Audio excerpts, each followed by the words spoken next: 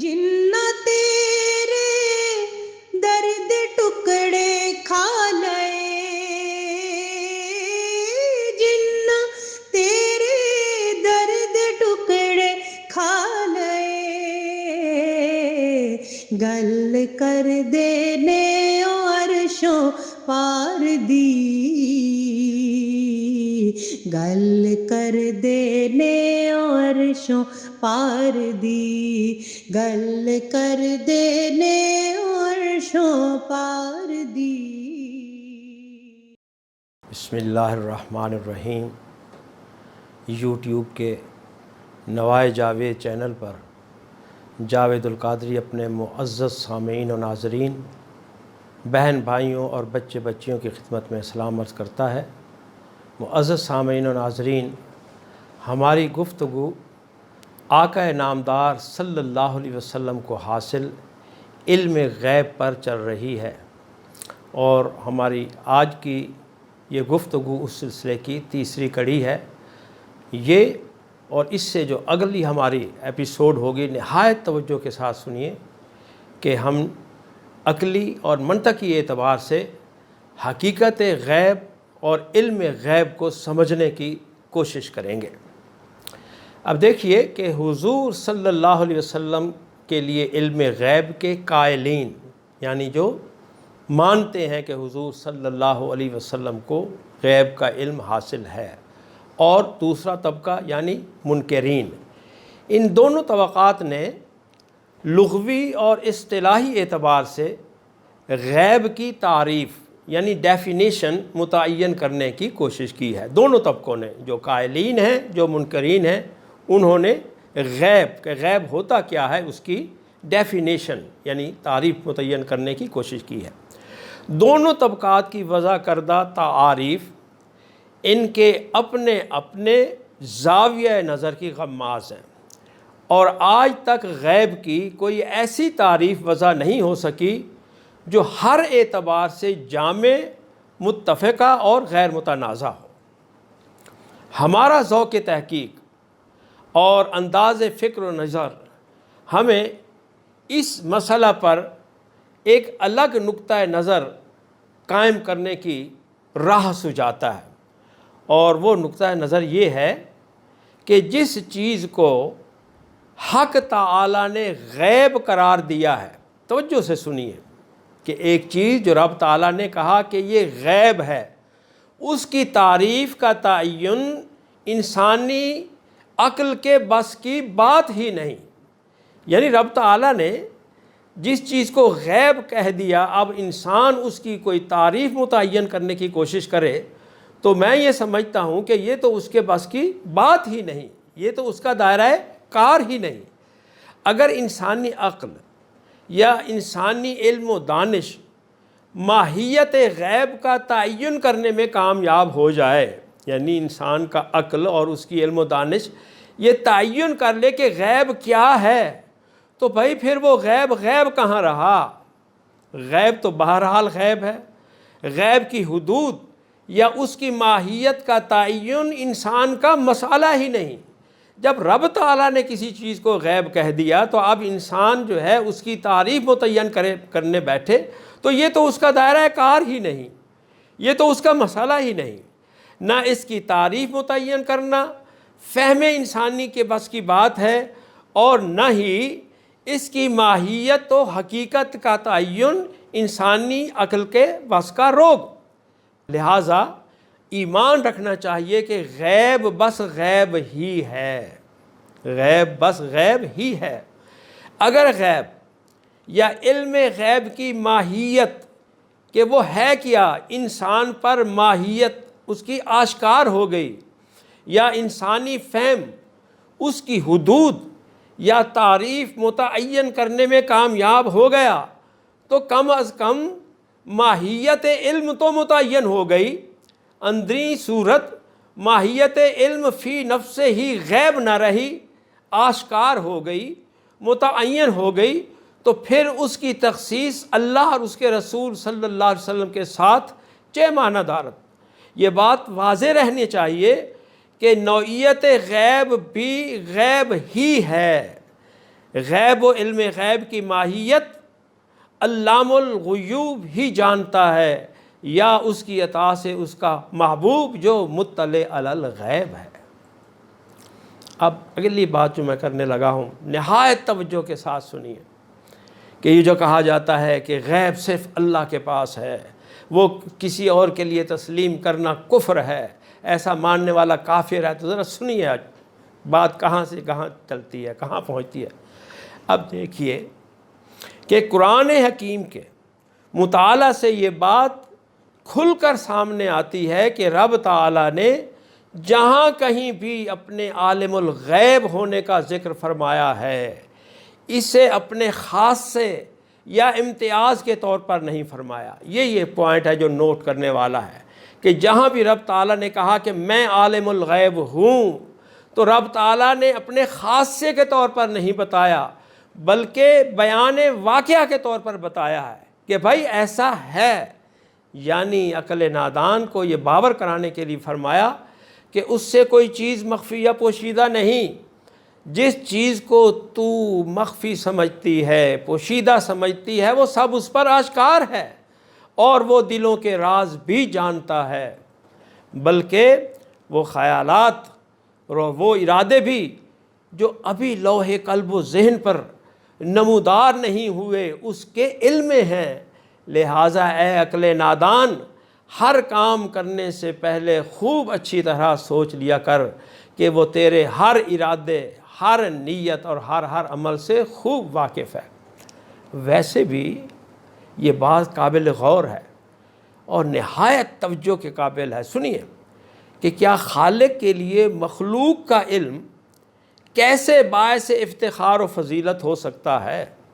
یعنی وہ خالق ہے، مخلوق ہے، تو مخلوق کے بارے میں خالق کا علم اس کے لیے کسی بڑی فضیلت یا افتخار کا باعث کس طرح ہو سکتا ہے؟ خالق ہے، وہ ہر شے کا مالک ہے، وہ پروردگار ہے، اسے اپنی مخلوق کے ہر حال اور ہر آن کا علم نہیں ہوگا تو بھلا کسے ہوگا؟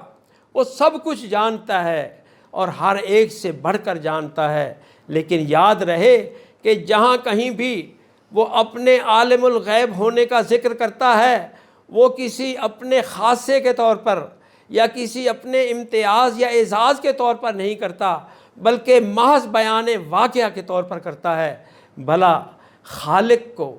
کیا پڑی کہ مخلوق کی بابت اپنے علم کو اپنے لیے باعث کمال و اختصاص یا اعزاز و افتخار کے طور پر بیان کرنے لگے؟ وہ خالق ہے۔ خالق اپنی مخلوق کے بارے میں جو علم ہے اس کے بارے میں کوئی اتنا افتخار کرے یا اختصاص کرے کہ میں ہی جانتا ہوں، بھئی خالق ہے۔ تو خالق کے لیے مخلوق کا علم باعث کمال یا باعث افتخار و فضیلت نہیں ہو سکتا۔ یہ بات ذہن میں بٹھا لیجئے۔ اسی طرح اگلی بات بھی سن لیجئے کہ اعلیٰ کے لیے ادنا کا علم کوئی کمال یا باعث افتخار و فضیلت بات نہیں ہو سکتی۔ بات ذرا کھولنے لگا ہوں۔ اسی طرح جب ہم کہتے ہیں کہ حضور صلی اللہ علیہ وسلم کو غیب کا علم حاصل ہے اور آپ صلی اللہ علیہ وسلم عالم کون و مکان کے ذرے ذرے سے آگاہ ہیں، تو یہ بات بھی آپ کے لیے ہرگز باعث فضیلت یا باعث افتخار یا باعث امتیاز نہیں ہو سکتی۔ حضور افضل الخلق ہیں۔ حضور کون ہیں؟ اس خلق میں سب سے افضل ہیں۔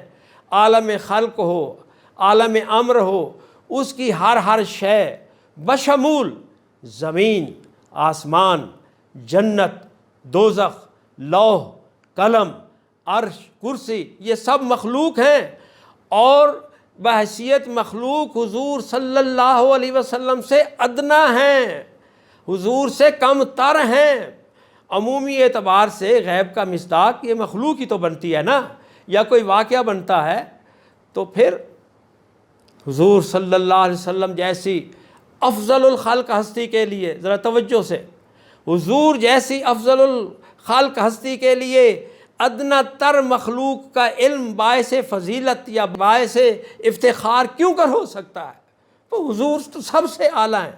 اعلیٰ کے لیے ادنا کا علم کوئی بڑی بات نہیں۔ اعلیٰ کے لیے ادنا کا علم کوئی بڑی کمال نہیں، مخلوق کی بابت جمی علم بھی آپ صلی اللہ علیہ وسلم کے لیے باعث اعزاز نہیں،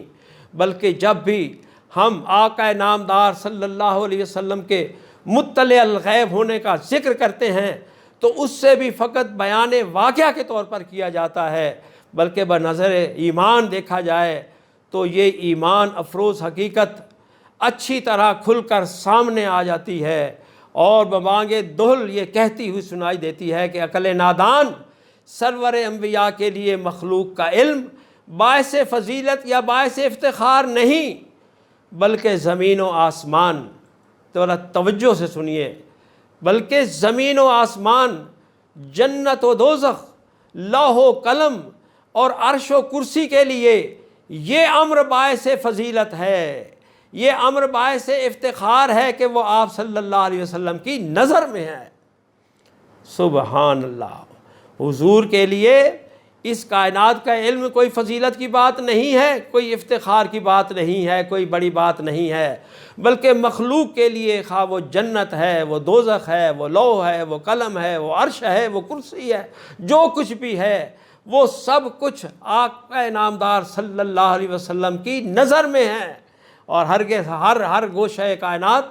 عالم خلق و عالم امر کی ہر حقیقت اور جملہ حقائق کون و مکان کے لیے یہ بات باعث اعزاز ہے کہ وہ نگاہ مصطفی صلی اللہ علیہ وسلم کے دائرے میں ہے، وہ حضور صلی اللہ علیہ وسلم کے علم میں ہے، وہ حضور صلی اللہ علیہ وسلم کی نظر کرم کی مستحق ہے، اور اس پر حضور صلی اللہ علیہ وسلم کی نظر کرم ہے۔ تو دوستو، یہ لوگوں نے غیب کو ایک ہوا بنا رکھا ہے، وہ سمجھتے ہیں کہ پتہ نہیں غیب ایسی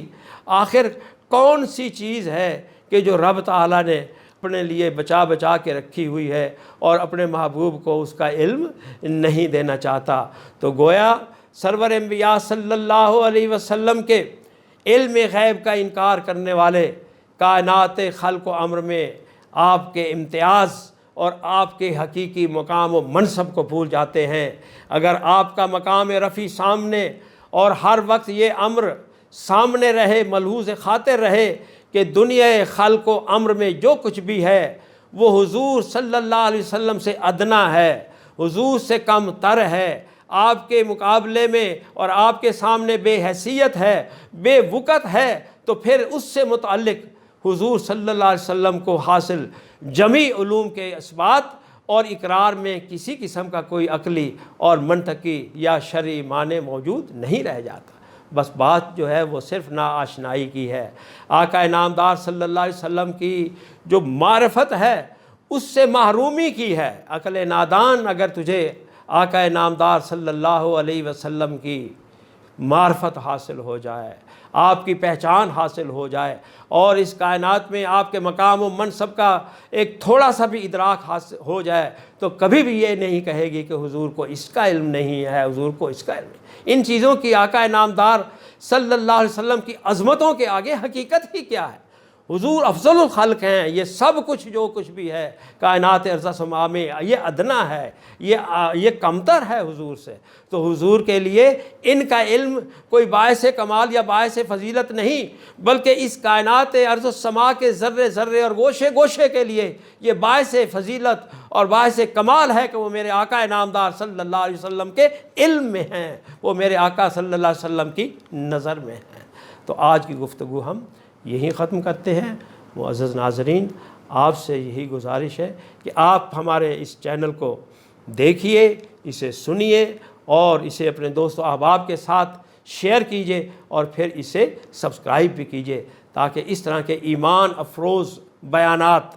اور وعد آور اور روح پرور جو قسم کے جو بیانات ہیں یہ آپ تک پہنچتے رہیں، اور اس طرح معرفت مصطفی صلی اللہ علیہ وسلم کا جو ٹھاٹھے مارتا سمندر ہے اس سے جو کوئی ایک آدھ قطرہ ہم حاصل کرنے کی کوشش کر رہے ہیں، یا وہ ایک آدھ کرن جو آپ تک پہنچانے کی کوشش کر رہے ہیں، وہ آپ سب تک پہنچتی رہے۔ وما علینا الا البلاغ المبین۔ جنہ تیرے درد ٹکڑے کھا لئے، جنہ تیرے درد ٹکڑے کھا لئے، गल कर देने अरशों पार दी गल कर देने अरशों पार दी गल कर देने अरशों पार दी